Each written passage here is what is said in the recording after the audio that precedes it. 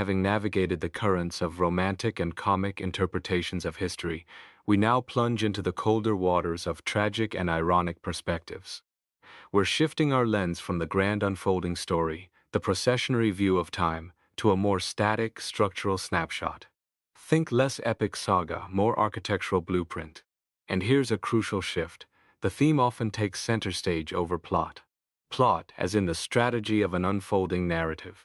Not so much anymore. It's about the underlying patterns, the themes that resonate across time. Now, let's put Burckhardt in context. You've got guys like Michelet and Ranke, who saw history as this big, developing narrative, a story with a beginning, middle, and hopefully a meaningful end. Then there's Tocqueville, who saw it as this constant tension, this push and pull between irreconcilable forces in human nature and society, building towards some kind of inevitable clash. But Burckhardt? He throws a wrench in that works. For him, nothing's really developing. Things just coalesce, forming patterns sometimes bright, sometimes dull, sometimes free, sometimes oppressive. Think of it like mixing paints. You get different shades, but no new color emerges from the process itself. Sure, occasionally, genius sparks under the right conditions, creating these dazzling bursts of creativity where even politics and religion start looking like art forms. But Burckhardt wasn't buying into progress. No evolution in artistic taste, and ultimately, he felt that political and religious drives always led back to the same old story: oppression. The lessons history taught, bleak, melancholy. They didn't inspire hope or action, they just sort of hung there, heavy and unactionable. Let's rewind a bit to Vico, who had a fascinating take on irony. He pegged its birth to the age of reflection. What does he mean by that? Well, he defined irony as something crafted from falsehood, but it wears the mask of truth. Think about that, a deliberate deception, presented as genuine insight. For Vico, this wasn't just some literary device. It was a signal flare indicating the end times for a civilization, marking its passage through his cycles, the ages of gods, heroes, and men. When you see irony taking hold, Vico saw the signs: philosophers turning skeptical, public speakers becoming sophists, ready to argue either side for a buck, and politicians engaging in what Plato called eristic argument, pure verbal sparring without real commitment. Beneath this linguistic shift, Vico sensed a deeper truth. Society was fractured, people were cynical, politicians were all about self-interest masquerading as concern for the common good, and raw power was calling the shots, while talk of law and morality was just window dressing. Hegel later picked up on this, calling it the unhappy consciousness, that feeling of being free in your actions, but knowing you're ultimately controlled by forces outside yourself, forces that don't actually care about your freedom or the health of the republic. Fry zooms in on literature, and he nails it. A core theme of ironic literature is the disappearance of the hero. Now a touch of irony is in everything, really. Tragedy and comedy have that double vision, that seeing both sides.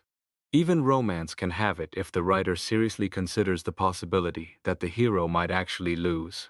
But when irony becomes the dominant mode, that double vision gets sharper, almost jaded. It becomes a second nature, constantly looking for the fly in the ointment, the flaw in virtue. Fry calls it the non-heroic residue of tragedy, focusing on puzzled defeat. Think of early Hume, that's the benign form, acknowledging human frustration and inadequacy, but generally content with the status quo, finding amusement in unmasking folly. It leans towards comedy. But crank that up to the extreme, especially during times of social collapse or cultural decay, and irony morphs into something much darker, almost absurd. Look at early Sartre, existentialism dripping with bad faith, betrayal, the world as a brutal spectacle of self-service, commitment to others seen as a form of death. That's irony hitting its absurdist peak. So when do these ironic styles really take over? Often during periods of revolution, when societies are fighting against what they see as superstitions, whether it's naive religious faith, the power of monarchs, the privileges of aristocrats, or even the smug complacency of the bourgeoisie. Irony marks the transition away from the age of heroes, the belief that someone could truly make a difference. This anti-heroism is the direct opposite of romanticism. But here's the kicker: irony often kicks in after a tragic realization. You've witnessed the hero's struggle against the gods, fate, or fellow humans, and you're left surveying the wreckage. From this vantage point, Fry says irony emphasizes the dark side of life, the view from below. Suddenly, what was once heroic looks disturbingly human, all too human, and those epic clashes. They look destructive. This is irony in its realistic phase, and Tocqueville, in his later writings, really captured this mood, that weary, disillusioned perspective after the initial shock of the revolution wore off. Now, what happens when you take this ironic outlook, this view from below after tragedy, and push it to its absolute limits? When that fatalistic element in life becomes a full-blown metaphysical belief. Fry calls this the irony of bondage. Forget redemption dreams. This is the nightmare fuel. It's the demonic epiphany, consciousness turning to contemplate the city of dreadful night. It systematically dismantles any belief in a meaningful goal for humanity, and any quest for a substitute for the lost ideal. Think about Sparagmos, that sense of heroism and effective action being absent, confusion and anarchy reigning supreme. Fry argues this is the archetypal theme of irony and satire. It's the feeling that the world is fundamentally broken, and any attempt to fix it is doomed from the start. How does this ironic consciousness show up in language? Well, it starts with a fundamental doubt. Can language even capture reality properly? There's this awareness of a huge gap between how things actually happen and how we describe them. So it leans towards symbolism, like Romanticism does, but with a crucial difference. Unlike Romantics hunting for that ultimate metaphor, the one that captures life's essence, irony has lost all belief in essences themselves. Why? Because it's stripped bare of illusions. So instead of grand metaphors, it gets playful with words, becomes language about language. Its goal?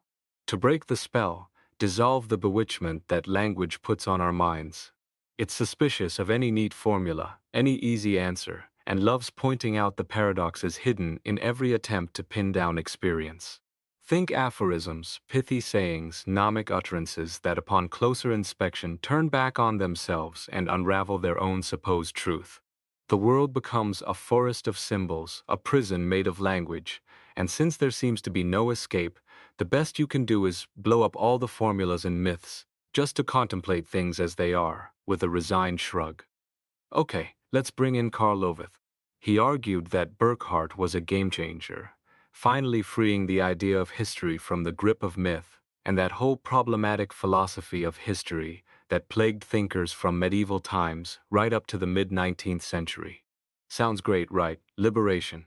But hold on, Loveth missed something crucial.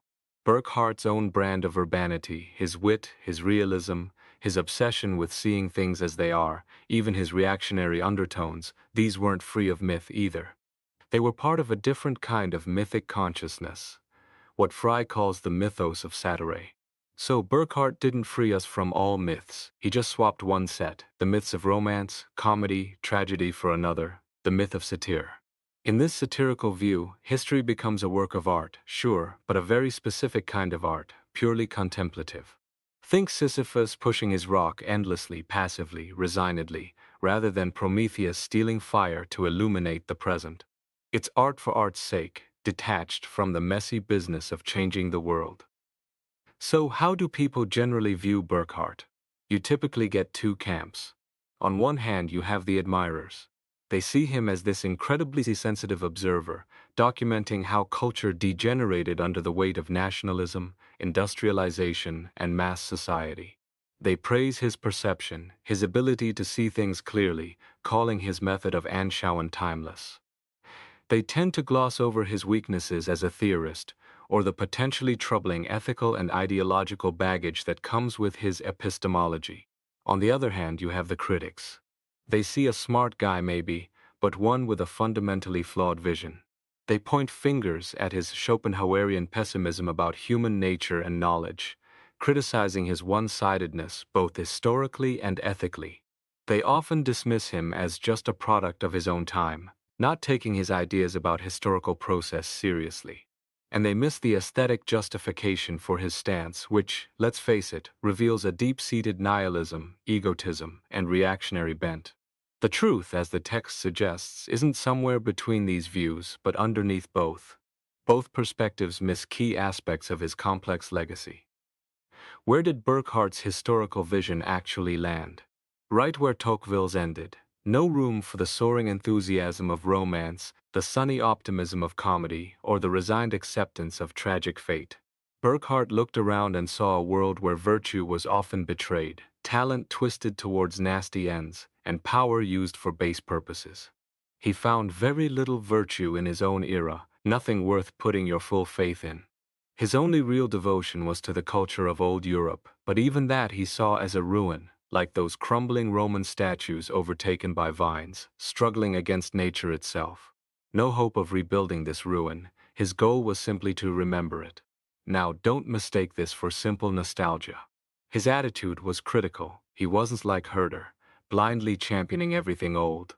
He wasn't like Ranke, believing things eventually work out for the best. He wasn't like Tocqueville, trying to sugarcoat fears to salvage some value. And definitely not like Michelet, bursting with enthusiasm for struggle or victory. Burckhardt was ironic about everything, including himself. He probably didn't even fully believe in his own solemn facade. Let's peek behind the curtain at Burckhardt's personal life. As a young man, he dabbled in liberal causes, shed his family's Protestant faith, and found a new intellectual home in liberalism. But like his old religion, it was more an intellectual exercise than a deep-lived conviction. Politics? He looked down on it. It was beneath a gentleman, a distraction from cultivating style, like the Greeks or Renaissance Italians did. Never, he wrote in 1842, think of becoming an agitator or a revolutionary. Throughout the 1840s, this liberal euphoria, he was busy studying art, music, drawing, soaking up the high life in Paris, Rome, Berlin, styling himself a liberal, while privately calling the spirit of freedom his leading conviction. Then came the revolutions of 1848. Bam! His faith shattered. His beloved Basel, where he'd started teaching, was torn apart by civil strife. He saw the culture he cherished shaking apart, swept away by radicals. He wrote petulantly about how this chaos messed with his head, ruined his concentration. Later, with bitter hindsight, he remarked on how beautiful the word freedom sounds until you've seen slavery under the loud-mouthed masses. Having studied history, he predicted only tyranny would follow, signaling the end of history itself. Like many of his educated contemporaries, Burckhardt was yanked out of his quiet study and thrown into the brutal reality of the marketplace, where naked power reigned. The spectacle was too much. He wanted out, away from everyone, radicals, communists, industrialists, intellectuals, pretentious types, reasoners, abstract thinkers, philosophers, sophists, the state, fanatics, idealists, all the isms. He reaffirmed his vow, be a good private individual, a good friend, a good spirit. Society? Can't do anything with it. And then, the chilling addition. We may all perish, but at least I want to discover the interest for which I am to perish, namely the old culture of Europe. Essentially, he went into hiding. Secluded in Basel, teaching a small group, lecturing locally, cutting ties, refusing to publish after 1860 despite his growing fame. He watched Europe stumble towards disaster, diagnosed liberalism's failure, predicted nihilism, but stayed put. His withdrawal, ironically, mirrored a failure of nerve among the European elite, leaving the stage clear for forces that would eventually drag civilization into the totalitarian abyss. His theory was sharp, his predictions accurate, but his personal response was retreat. What did Burckhardt actually write? His major works include The Age of Constantine the Great, 1852, and The Civilization of the Renaissance in Italy, 1860, both published in his lifetime, plus posthumous works on Greek culture and reflections on world history. Constantine was a study of decline, deliberately drawing parallels between the fall of Rome and the perceived decline of European civilization. The Renaissance, meanwhile, was a masterpiece, almost single-handedly crafting the image of that era as a cultural rebirth. Despite their different subjects, both books tackled a central question: the fate of culture during times of crisis, its relationship with the big, powerful forces shaping history, what Burckhardt called the Potenzen, primarily religion and the state. Constantine showed culture breaking free from the absolute state of antiquity, only to become entangled by medieval religion. The Renaissance, conversely, depicted the waning of religious fervor and the rise of individualistic culture before the modern power state fully emerged. Who were Burckhardt's heroes? Not generals or kings necessarily. They were the figures representing culture, dynamic individuals driven by their own inner vision, transcending ordinary morality. These were either people like himself, withdrawing to cultivate their unique personalities in secret, think Pythagoreans, medieval anchorites, or those who rose above the mundane through sheer will, imposing their creative ego onto the world, artists, Renaissance princes. The overarching theme? The dance between these great personalities and the relentless, compulsive forces of society. He denied having a philosophy of history, scoffing at Hegel's grand Weltplan. Yet he praised Taine, whose aims were similar though less nuanced. The key difference, Burckhardt felt, was that Hegel's system lent itself to radical conclusions, while Taine's was more conservative. But here's the rub: denying a philosophy of history is, in effect, affirming a conservative one. It denies reason's ability to find patterns or the will's ability to impose them. Like Ranke, Burckhardt wanted to keep politics out of history, showing that studying history couldn't yield political doctrines, a convenient position for conservatives. He called his approach a theory, just an arbitrary arrangement of materials. Why? Because his deep pessimism made him doubt that events had any real nature to begin with. And where did this pessimism find its intellectual home? With Arthur Schopenhauer. Just as Feuerbach influenced Marx and the left, Schopenhauer shaped Burckhardt and the right. Schopenhauer's philosophy burst onto the scene relatively early, but it really hit its stride in the 1840s and became hugely influential in the late 19th century, especially among artists, writers, historians, and publicists. Thinkers who needed a philosophical framework but weren't professional philosophers. Why did it resonate? It was materialistic, sure, but not deterministic. It allowed them to talk about spirit and beauty without needing supernatural explanations. Crucially, it was morally cynical to the core. It could justify enjoying your present situation as a necessary balm for a troubled soul, while simultaneously viewing the suffering of others as both necessary and desirable, thus absolving you of responsibility. It neatly reconciled the ennui of the upper middle class with the plight of the lower classes. It was fundamentally egoistic. For many thinkers of the time, Nietzsche, Wagner, Freud, Mann, and Burckhardt included, Schopenhauer explained their own dissatisfaction with life. Two of them, Wagner and Burckhardt, remained lifelong devotees. Interestingly, Schopenhauer himself didn't offer a social theory or philosophy of history. Instead, his entire system was designed to show why such concerns were ultimately pointless. He provided a negative theory, arguing against historicism. Lukács saw him as the ideologue of the German bourgeoisie after 1848, a pessimistic, egoistic worldview needed when liberal hopes faded. Unlike simple ideologues like Spencer, Schopenhauer offered a subtle justification for a life that avoided action and denied reform. Schopenhauer wasn't afraid to tear into bourgeois values, the obsession with practical activity, the hunger for security, the mere lip service paid to Christian morality. He mocked the laissez-faire capitalist mantra and Ranke's optimistic historism, the idea that society naturally trends towards the good through competition. Instead, Schopenhauer laid bare life as it truly is according to him. A meaningless, terrible striving for immortality, a profound isolation between humans, and endless, hopeless enslavement to desire.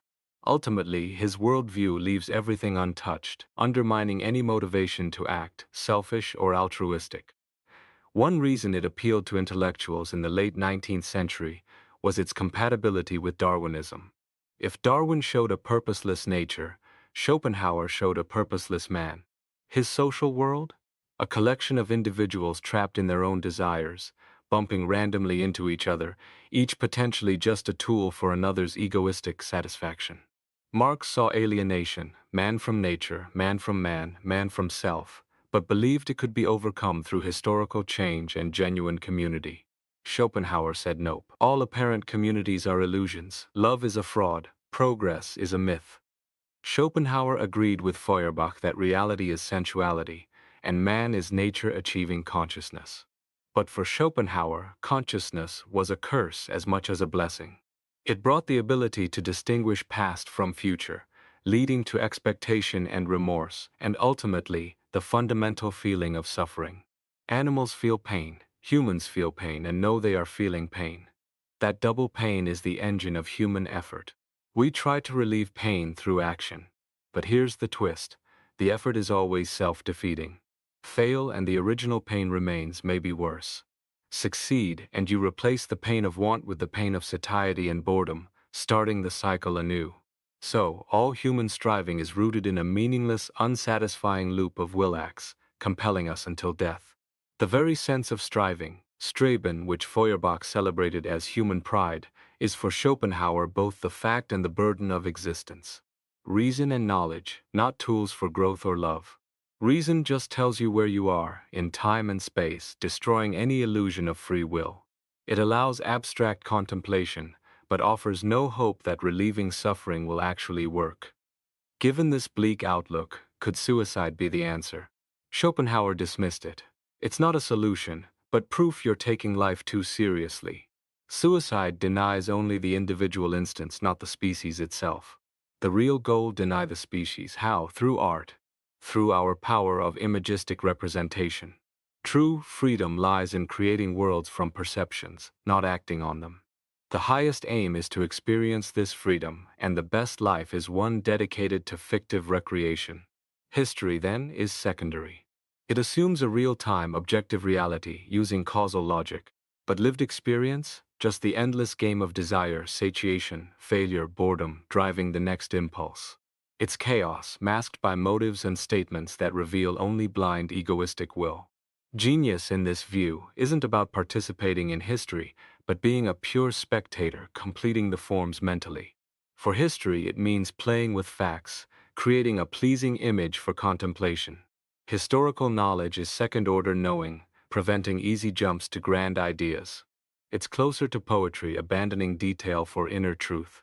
Even ancient historians like Thucydides, inventing speeches, were wiser than Rankine stuck to documents. Real knowledge liberates only when freed from facts and the categories linking things in time and space. Schopenhauer ranked the arts based on how well they escaped copying reality and transcended time and space. Fantasy beats fact, poetry over history, tragedy over comedy over epic, architecture less than sculpture, less than painting, less than poetry, less than music, music being the pinnacle, pure form in the mind. Any salvation? Must be individual. We're irredeemably isolated, viewing others as mere wills, social institutions, worthless. General social impulses, errors. No grand theory bridges our state and our potential. Science? Just a practical tool for survival, ordering reality under time and space. Art? Isolating, a private vision. Both art and science alienate us. History breeds a species consciousness, but only of disaster. Genuine humanity comes from transcending history and time itself. Forget chronology and causality. They're useless unless stepping stones to the tragic truth.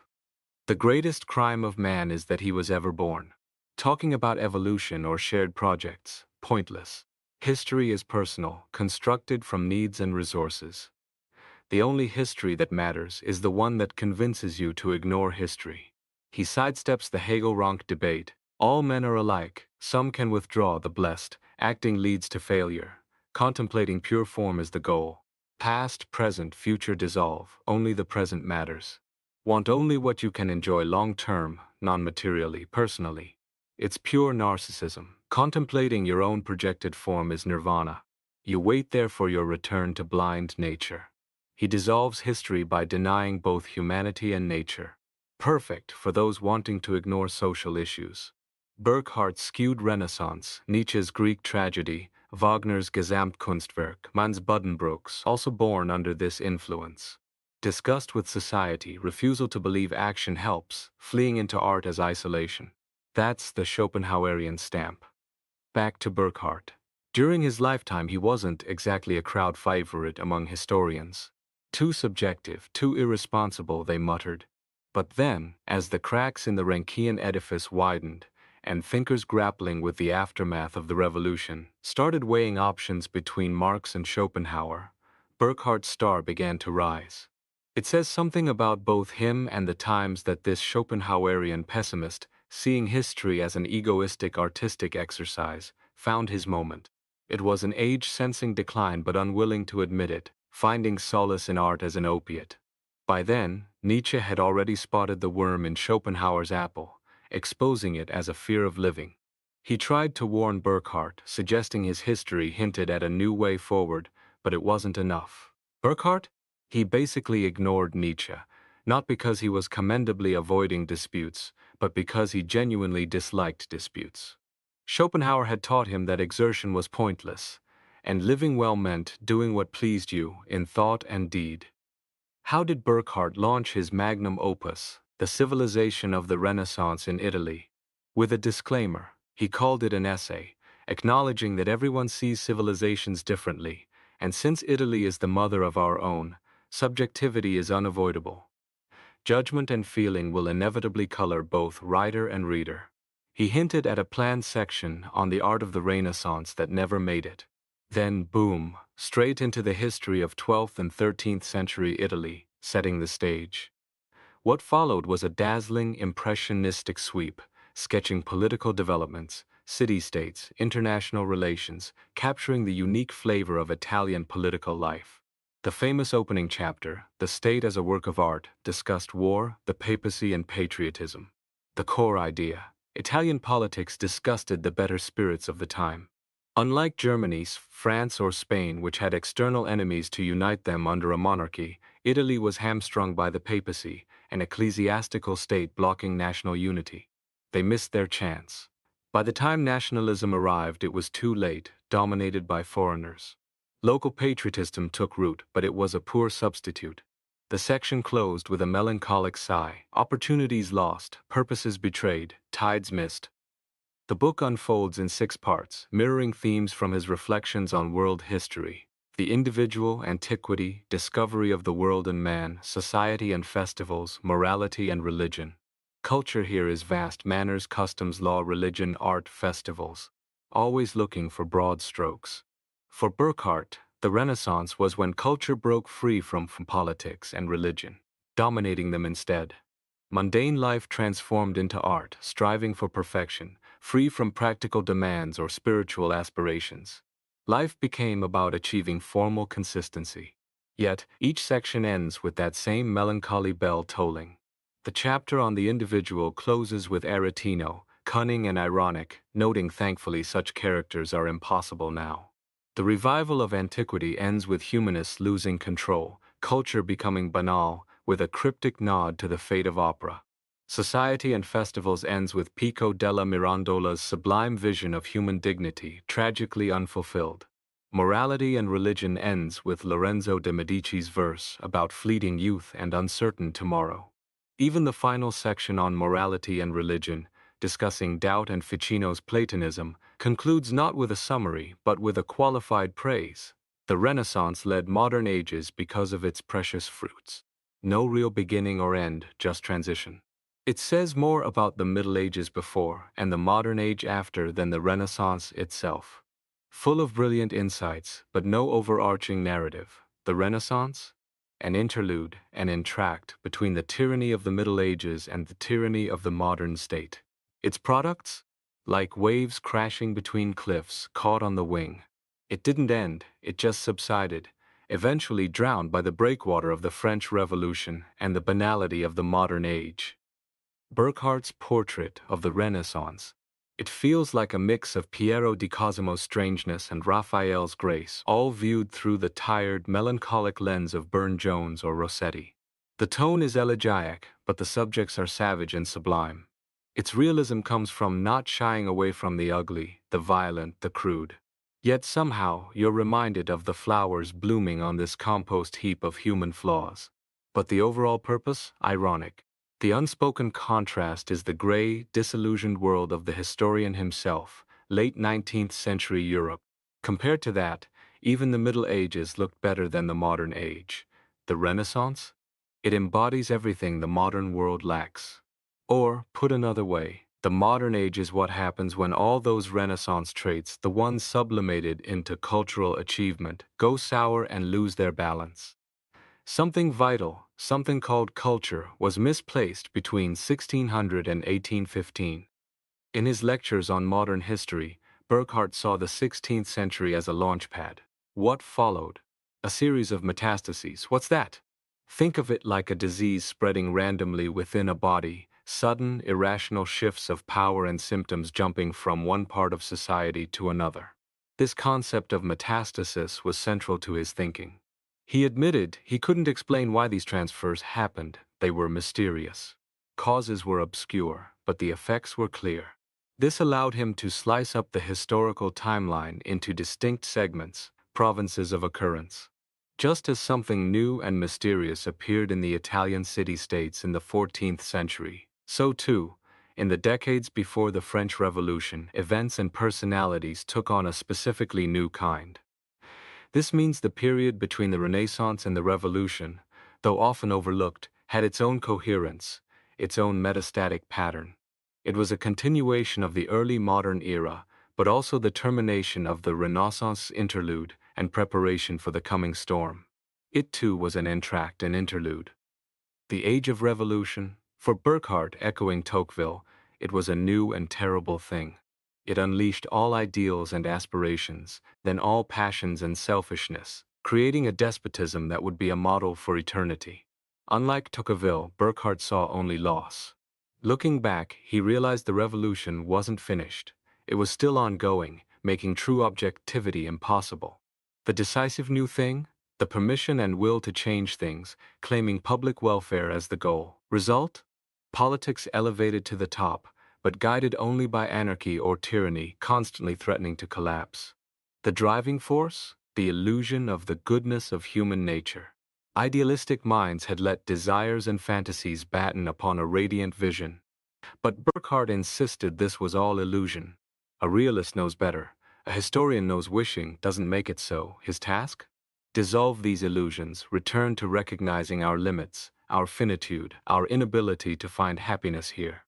Our task, he said, is to free ourselves as much as possible from foolish joys and fears, and to apply ourselves above all to the understanding of historical development. Easy to say. He knew objectivity was the hardest stance in history, the most unscientific of all the sciences. We're all on a defective ship, drifting on one wave among millions, and we ourselves are, in part, this wave. So, the best we can hope for isn't prophecy, but figuring out which wave of the great storm-tossed sea we are drifting on. So to wrap up Burckhardt's view of history, wave and metastasis. Wave suggests constant change. Metastasis suggests the lack of smooth continuity between phases. It's not cyclical, no guaranteed rebirth after a fall. But falls are inevitable. What we need to explain in history are those moments of brilliance, those flashes of cultural achievement. They are the puzzle. The underlying drives, the will to power and the desire for redemption, those are just basic human nature, ebbing and flowing. Culture itself, however, is both discontinuous in its moments of brilliance and incremental in its effect, constantly expanding the human spirit. But culture only thrives when those big oppressive forces, the state and religion, are weak enough not to crush it, and when the material conditions are right. That's the essence of Burckhardt's historical realism as satire.